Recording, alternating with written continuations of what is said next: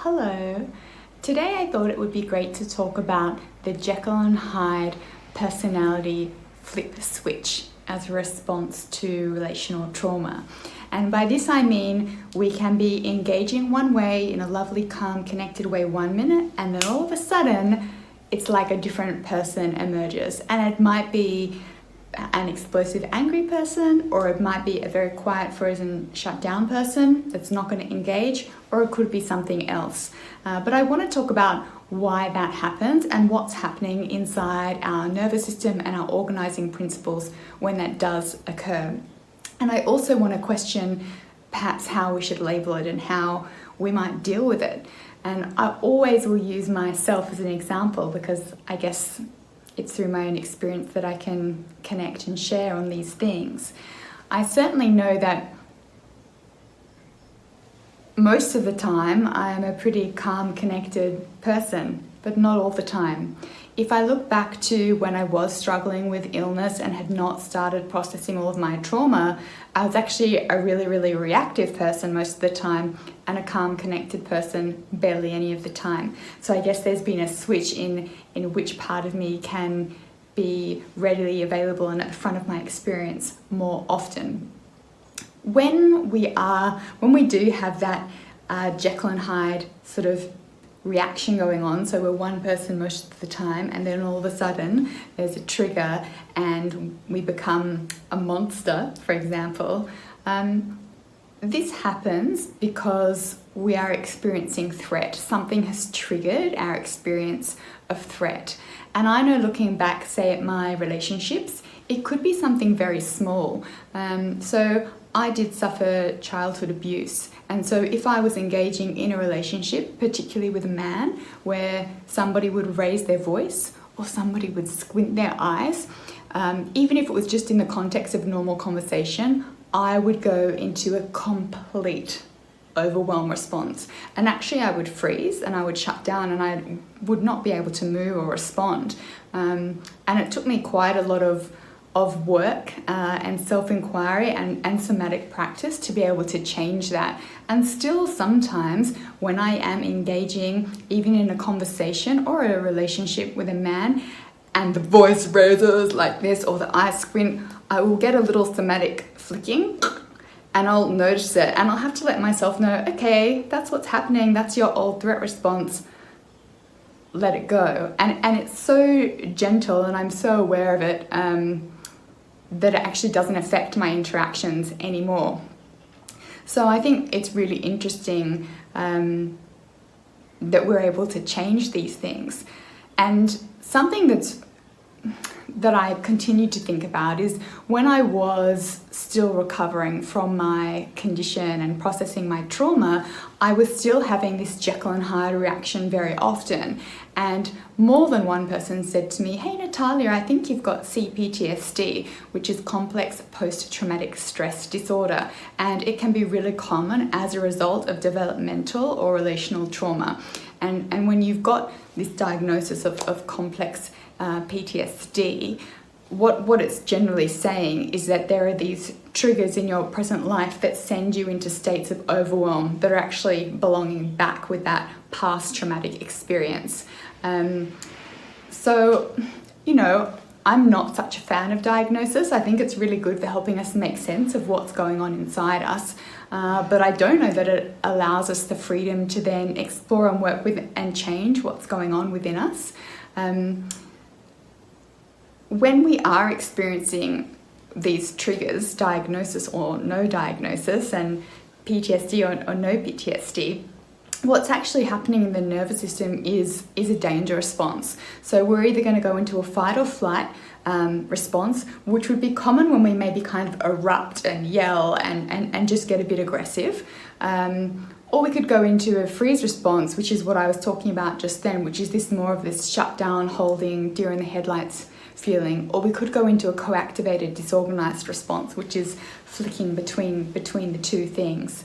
And the question is, how do we help ourselves? How do we work with it? And the first thing is to start to understand what's going on, like what is your Jekyll and Hyde trauma response, and what's happening in your nervous system when that happens. Once we understand that, then we can start to find different tools to either bring ourselves out of fight or flight, or bring ourselves out of freeze or out of a co-activation, so that we can engage healthfully. Something else I really want to share about this is how it feels, because we might not necessarily be able to just know, oh, it's in my nervous system. I think there's more. So some examples of what happens to me when I go into a threat response is, one of the first things to happen is that my hearing becomes so heightened.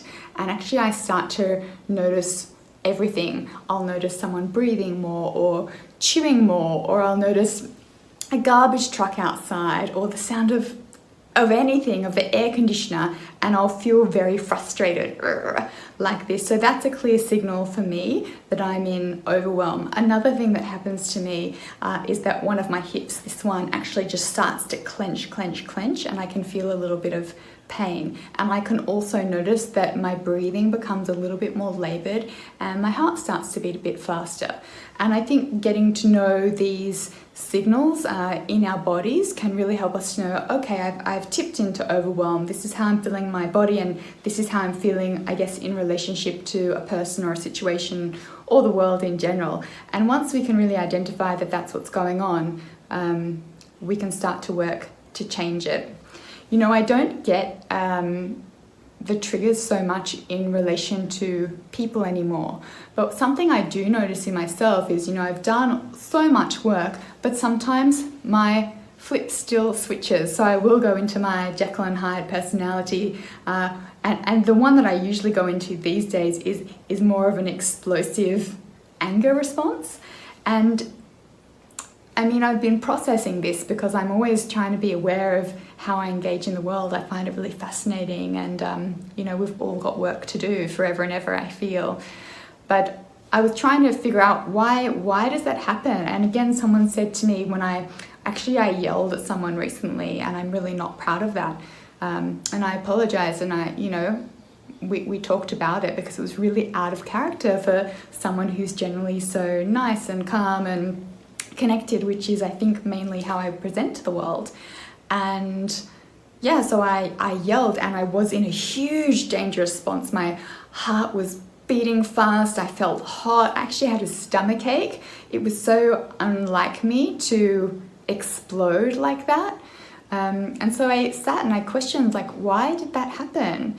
And it wasn't because someone was triggering an old experience of threatening me. It was just that my capacity had been blown out. I was operating way, way, way beyond my capacity and seeking space to try and down-regulate it, but could not grasp a single space.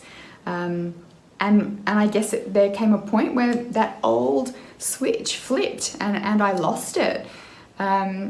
I didn't lose it for long. I guess there was enough presence to connect to the fact that I was not being a nice person, and remove myself and take space. And it took me actually all night to calm down from that experience. And as I processed and as I thought about it, you know, it was really clear to me that although there was not what would be typical of a CPTSD trigger, the experience of complete overwhelm triggered the exact same, I guess, reaction as an old trauma response. So there's a bit of a nuance there. It's not that someone was triggering, say, past abuse or trauma. It's just that when my nervous system went into overwhelm, the danger response caused the same reaction. And I think that's really interesting to connect to. And I guess I wonder, I continue to muse and process my own experience. The nervous system has its own language, so it's always processing, am I in danger, am I safe, mainly. And I wonder if my nervous system connects to an experience as danger, if it's going to go to that old response, because that's how it knows to respond to danger. So this is my current point of inquiry for myself.